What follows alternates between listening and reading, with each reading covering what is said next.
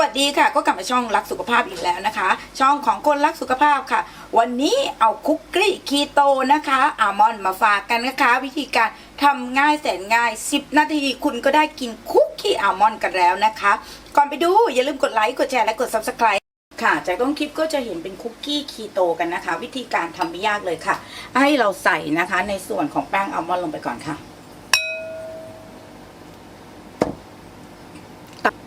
ตามด้วยสารแทนความหวานค่ะตามด้วยผงฟูค่ะ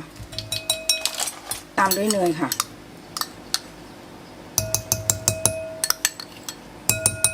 และไข่ไก่1 ฟองค่ะ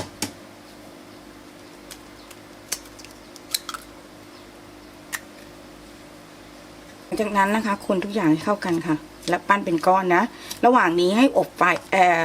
อุ่นเตานะคะอุ่นเตาไว้เลยนะคะเพื่อที่จะปั้นตัวนี้เสร็จแล้วเดี๋ยวเราเอาเข้าเตาอบกันเลยนะคะนี่นะคะมันก็จะได้ลักษณะอย่างนี้นวดให้เป็นก้อนเลยนะคะ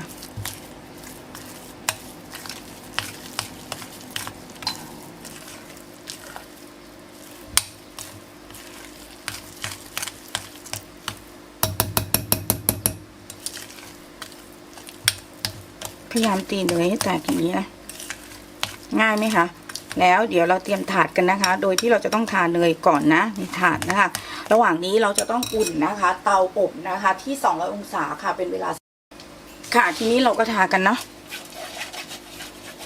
นะคะแล้วเราให้เราเตรียมซ่อมไว้กดด้วยนะคะในตัวของคุกกี้นะหลังจากนั้นเราตักค่ะ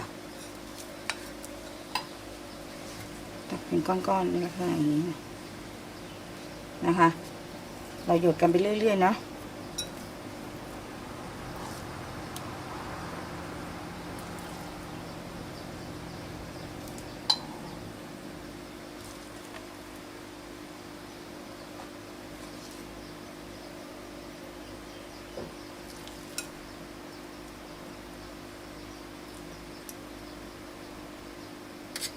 อันนี้สูตรนี้นะคะสามารถทำขายได้นะคะเพราะเป็นโลแคปเลยนะคะแล้วก็ไร้แป้งไร้น้ำตาลนะคะเหมาะสำหรับคนที่ทานคีโตแล้วก็คลีนทุกคนเลยนะคะ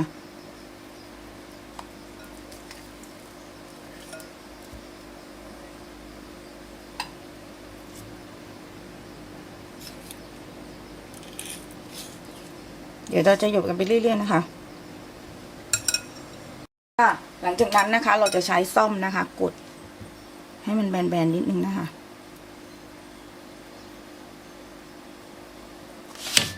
นี่นะคะ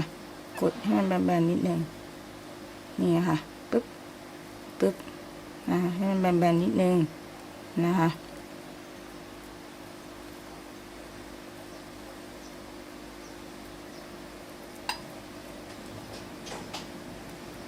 เห็นไหมคะแล้วหลังจากนั้นเดี๋ยวเราเอาไปอบกันนะคะโดยที่เราอบนะคะไฟบนล่าง180องศานะคะเป็นเวลาประมาณ15นาทีนะคะเห็นไหมคะได้แล้วนะคะ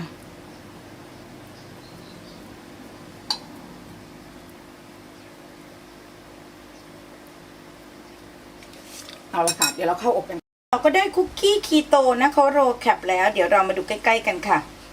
เสร็จไปแล้วนะคะสำหรับคุกกี้คีโตโรลแคปกันนะคะเพื่อนๆลองไปทำกันดูนะคะสำหรับคลิปนี้ทีมงานและสุขภาพหวังว่าคงเป็นไอเดียดีๆนะคะสำหรับคนลดน้ำหนักทุกคนนะคะเจอกันใหม่คลิปหน้าสวัสดีค่ะที่สำคัญอย่าลืมกดไลค์กดแชร์และกด Subscribe ค่ะ